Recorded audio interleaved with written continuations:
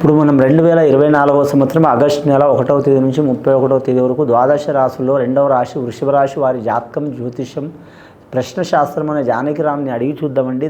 జానకి వృషభ రాశి వారి జాతకం చదువు, విద్య, ఉద్యోగం, వ్యాపారం, ధనం, సంతాన యోగం, విద్య యోగం, అనుకున్న పని చేసే పనిది ఎలా ఉంది, మనశ్శాంతి, యోగ బలంది, గృహబలంది, వాస్తు బలంది, వ్యాపార బలంది, సంతాన బలంది, కుటుంబ బలంది, లక్ష్మీ యోగ బలంది, అడవపడ్డ యోగంది చూడు.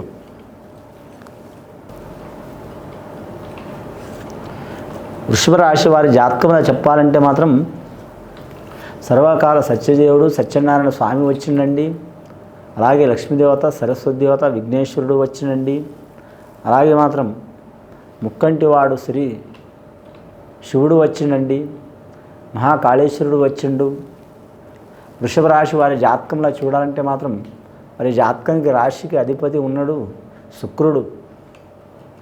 శుక్రుడు అధిపతి చెప్పాలంటే చాలా వరకు కుబేర స్థానం ఉంటుంది వారి జాతకంలో. అలాంటి లక్ష్మీదేవతకి మాత్రం శివుడు వరం ఇచ్చిండండి, ధనం. అలా లక్ష్మీ యోగం కలిగింది లక్ష్మీదేవతకు. ఈ రాశి వారికి కూడా మాత్రం అలాగే లక్ష్మీ యోగ బలం ఉంది. కానీ మాత్రం అడగంది అమ్మాయిని కూడా అన్నం పెట్టదన్నట్టు వీరు ఎవరికి అడగంది ఏ పనులు జరగవండి. స్వతాబుద్ధి మీద నడవాలనుకుంటారు. కానీ ఎంత స్వతాబుద్ధి చేసినా ఇతరుల మీద ఆధారపడడం తప్పదు. వీరి జాతక బలానికి ఆదాయం 11, ఖర్చు 14, సాయం చేసేది 7, ఇబ్బందులు పెట్టేది 5 మంది వీరి జాతక బలంలా. వృషభ రాశి వారి జాతకంలో చూడాలంటే మాత్రం ముఖ్యంగా ఏ కార్యక్రమం చేసినా కూడా మాత్రం అడగడుగున ఆటంకాలు కలిగిసి వచ్చే అవకాశం ఉంది. వారికి నమ్మిన వారు మోసం చేసే అవకాశం ఉంది. జాగ్రత్తగా ఉండాలి. స్నేహితులతో, సన్నిహితులతో కొందరితో సహకారం ఉంటుంది, కొందరితో విపరీతమైన ఇబ్బందులు వచ్చే అవకాశం ఉంటుంది.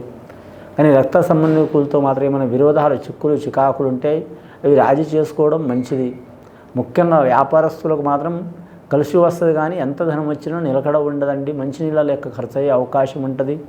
వీరి జాతక బలంలో మాత్రం ముఖ్యంగా శుభకార్య విషయంలో అయితే శుభ ఫలితం ఉంటుందండి. ఎందుకంటే సత్యనారాయణ స్వామి వచ్చిండు కాబట్టి ఆ సత్యనారాయణ స్వామి దయ వలన మాత్రం ఇల్లు కట్టడం కానీ, పెళ్లి చేయడం కానీ ఇలాంటి సంఘటనలు జరిగే అవకాశాలు ఉంటాయి. తప్పకుండా మాత్రం కలిసి వస్తాయి. వారికి ధనం ఖర్చు అయినా కానీ ఆ భగవంతుడి దయ వలన మాత్రం మంచి జరిగే అవకాశం ఉంటుందండి. ముఖ్యంగా వీరి జాతకంలో వీరు వీలైతే మాత్రం వృషభ రాశి వారు లేదా మాత్రం ఎవరైనా సరే మాత్రం వాళ్ళకు నమ్మకం ఉంటే వృషభ రాశి వారు మాత్రం సత్యనారాయణ స్వామి వ్రతం చేయడం చాలా వరకు మంచిదండి. కానీ సత్యనారాయణ స్వామి వ్రతం చేస్తే చాలా ఖర్చు అవుతుందిగా. అంత ఖర్చు ఎలా పెట్టుకోవాలని మీకు ఆలోచన ఉంటే మాత్రం ఏదైనా పౌర్ణమి రోజు, ఏ నెల అయినా సరే, ఏ మాసమైనా సరే, ఎక్కడైనా సరే మాత్రం సత్యనారాయణ స్వామి వ్రతం పౌర్ణమి రోజు సామూహిక వ్రతం చేసుకోవడం చాలా వరకు శుభకరం ఉంటుంది. వారి పేరు మీద, వారి మీద ఉన్న పీడ దోషాలు తొలగిపోయే అవకాశాలు ఉంటాయి. గత కొన్ని సంవత్సరాల నుంచి వారికి దారిద్ర్య బాధలు ఉన్నా తొలగిపోయే అవకాశాలు ఉంటాయండి. అలాగే వీరి చేతిలో మాత్రం ధనం మాత్రం నిలవదండి. కుడి చేతిలో ధనం వస్తుంది, ఎడమ చేతిలో పోతుంది. ఇలాంటి సంఘటనలు జరిగే అవకాశాలు ఉంటాయి.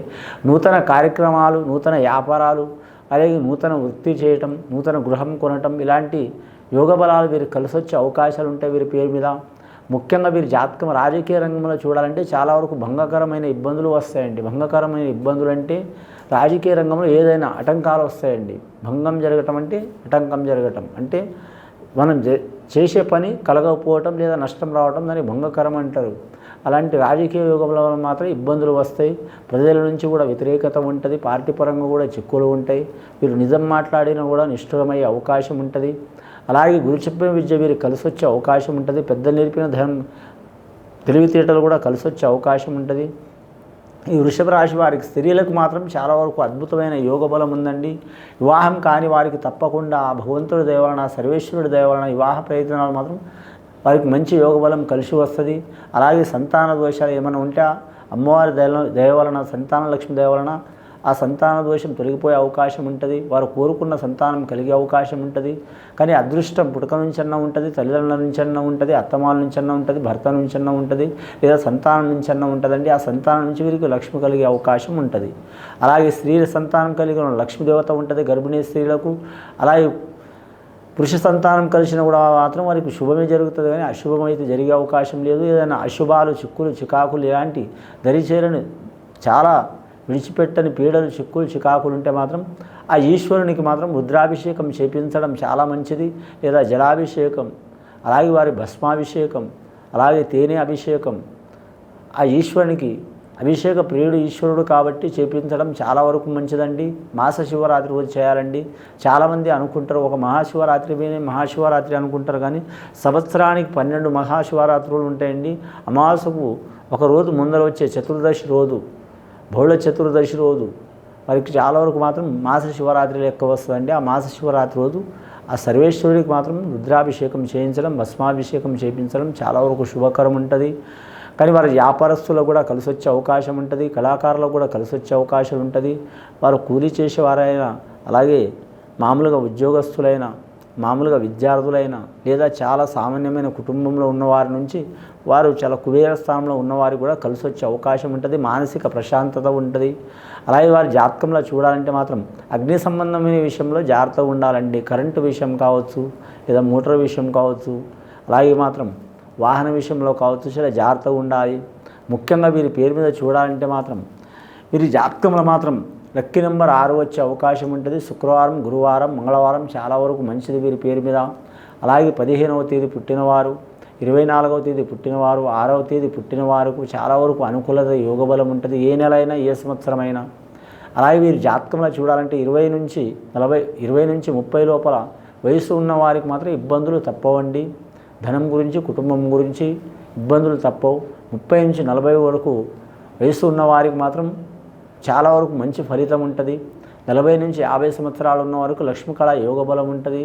50 నుంచి 60 సంవత్సరాలు ఉన్న వరకు మాత్రం వారి ఆరోగ్యరీత్యా ఏమైనా చిక్కులుంటే తొలగిపోయే అవకాశాలు ఉంటాయి. స్త్రీలైనా, పురుషులైనా. 60 నుంచి 70 సంవత్సరాలు ఉన్న వారికి మాత్రం వారి జాతకంలో శుభ ఫలితాలు కలుగుతాయండి. ఈ వృషభ రాశి వారి జాతకంలో చూడాలంటే ముగ్గురితో కలిసి ఏ పని చేయవద్దండి, ముడిపడదు. ఎవరికి వారి ఎమనకు తీరి అన్నట్టు ఉంటుంది. అంటే వారితో కలిపి ముగ్గురు. వారి జాతకంలో చూడాలంటే మాత్రం ముఖ్యంగా వీరి పేరు మీద మాత్రం ఏ పని చేసినా మాత్రం ఘాతవారం చేయొద్దండి. ఆదివారం కలిసి రాదు వీరి జాతకంలో. అందులో అమావాస, అష్టమి రోజు మాత్రం చేయకూడదు. అలాగే వీరి జ్యోతిష బలంలో చూడాలంటే సత్యనారాయణ స్వామి వచ్చిండు, లక్ష్మీదేవత, సరస్వతి, విఘ్నేశ్వరుడు, శివుడు వచ్చిండు. కాబట్టి వీరి జాతకంలో మాత్రం ఖచ్చితంగా వీరికి మాత్రం ఒకటేసారి పూజ చేయాలని ఏం లేదు. మీకు వీలైనప్పుడల్లా మాత్రం ఎప్పుడైనా వీరికి పూజ చేయటం చాలా మంచిది. గంటల తరబడి పూజ చేయాలని ఏం లేదండి. మీకు మనస్ఫూర్తిగా ఓపికతో ఒక 5 నిమిషాలైనా సరే పూజ చేస్తే చాలా వరకు మంచి జరిగే అవకాశం ఉంది. అలాగే వీరి జాతకంలో చూడాలంటే మాత్రం విదేశాల యోగం చేయాలనుకునేవారు, ఏరే దేశం, ఏరే రాష్ట్రం పోవాలనుకునేవారు కూడా అనుకూలం కలిగే అవకాశం ఉంది.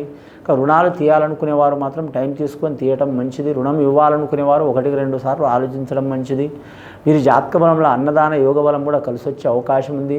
ఇక వ్యాపార విషయంలో చూడాలంటే ప్రతి ఒక్క వ్యాపారం అవంతరాలు కడిగి కలిసి వచ్చే అవకాశం ఉంటాయండి.